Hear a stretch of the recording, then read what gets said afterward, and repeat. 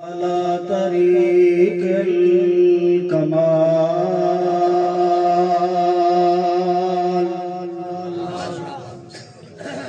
نشهد أن لا إله إلا الله وحده لا شريك له ونشهد أن سيدنا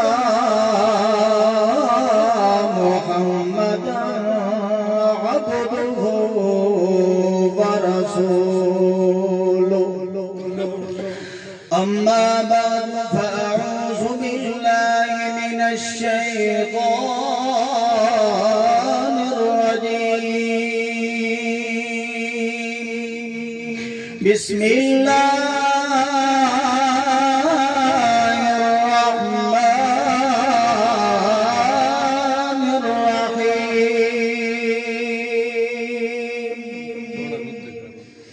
ولا تحسبن الذين قتلوا في سبيل الله أمواتا بل أحياء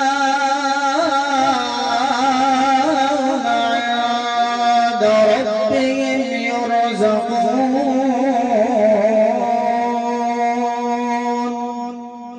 الآية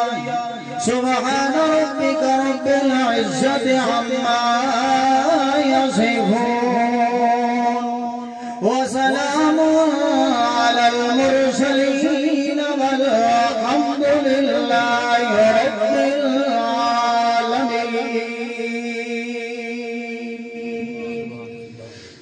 درود شریف واجب احترام بزرگوں عزیز موحد ساتھیوں السلام علیکم ورحمۃ اللہ وبرکاتہ. اس پر فتن دور دے اندر امیر محترم دے حکم دے اتے اور اپنی ایمانی اور جماعتی غیرت دا ثبوت دیندے ہوئے تساں تشریف لائے آئے ہو. میں اپنے دل جنال تھوڑا شکریہ ادا کردہ اور میں بڑی مشکل دنال اس میک تک پہنچے ہاں میرے اللہ نے پتہ ہے. بہرحال جڑی میں تھوڑے سامنے آیت تلاوت فرمائی ہے دعا کرو کہ اللہ تعالیٰ اس دا معنی اور مفہوم میں سمجھا سکن دی توفیق عطا فرمائے. میرے ذہن موضوع ہے لگایا گیا ہے حیات شہداء. جدوں بندہ کلمہ اسلام پڑھتا ہے لا الہ الا اللہ محمد رسول اللہ وہ بندہ اسلام دے اندر داخل ہو ویندا ہے. جدوں وہ اسلام دے اندر داخل ہو ویندا ہے تو اس دے اوتے یہ ذمہ داری آ ویندی ہے کہ اسلام دیاں سرحداں دی اسے حفاظت بھی کرنی ہوندی. انہاں اسلام دیاں سرحداں دیاں حفاظت کردے ہویا اگر اس دی جان بھی جاوے تو وہ جان کو بچاوے نہیں بلکہ اللہ کے رستے دے اندر اپنی جان دے دے. جدوں وہ اپنی جان اللہ دے رستے دے اندر دے دیندا ہے اللہ فرماندا ہے کہ میں اودا اتنا مقام بنایا ہے اتھے دنیا دے اوتے تے لوکاں دیاں نظراں دے سامنے او دے خون دے فوارے نکلدے پئے ہوندے نے او دی گردن لے ویندی ہے او دے بازو کٹے ویندے ہیں حتیٰ کہ لوگ ویکھ کے انہاں دی اکھاں دے وچوں بے ساختہ آنسو نکلدے پئے ہوندے نے. لیکن پیارا پیغمبر محمد رسول اللہ صلی اللہ علیہ وسلم فرماندے ہیں کہ شہید دا اتنا درجہ ہے کہ لوگ دا ویکھ کے دل دے اندر خوف پیدا کیتی کھلوتے ہوندے ہیں. پیارا پیغمبر فرماندا ہے کہ جتنی کیڑی چونٹی بندے نوں چک مارے جڑا درد ہوندا ہے شہید نوں اتنا درد. تو اللہ کریم فرماندا ہے کہ جڑے میرے راہ دے اندر اس اسلام دیاں سرحداں دیاں حفاظت کردے ہوئے جڑے اپنی جان دا نذرانہ پیش کر دیندے ہیں تساں انہاں نوں مردہ نہ کھیا ہے. یہ دوسرے سپارے دے اندر اللہ فرمایا ہے اور چوتھے سپارے کے اندر اسے آیت دی تفسیر اللہ نے فرما دی سب تو اعلیٰ درجہ تفسیر دا اے ہونگا ہے جڑی ایک آیت دی تفسیر قرآن دی دوسری آیت کر دی بھئی ہوئی تا اس انہ آیات دی تشریح پیارے پیغمبر بھی کی تھی حضرت مسروق تابی حضرت عبداللہ بن مسعود رضی اللہ تعالیٰ عنہ کو سوال کیتا کہ ساڑھی اکھان دے سامنے ایک قتل ہو ویندن انہاں دی گردن لے ویندی شہید ہو ویندن لیکن انہاں نو اسا مردہ کیوں نہ کھائیں سمجھ نہیں آتی اس وقت حضرت عبداللہ بن مسعود نے فرمایا رضی اللہ تعالیٰ عنہ نے کہ ایو اشکال سانو بھی پیدا ہویا اسا پیارے پیغمبر کو پوچھیا پیارے پیغمبر نے اپنے سونے الفاظ دے نال تشریح فرما دی توجہ ہے انہیں ایک منٹ موقعی دے پایا توجہ کر اللہ دے پاک پیغمبر فرمایا ارواحهم فی اجواف طیر خضر لہا کنادیل معلقۃ